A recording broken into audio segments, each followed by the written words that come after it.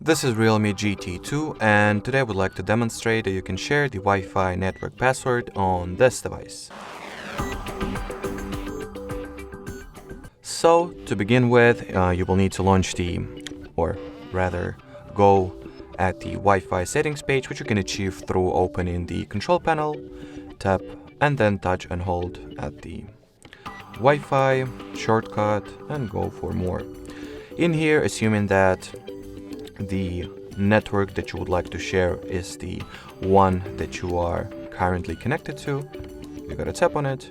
At the About This Network page, tap at the Share option over here.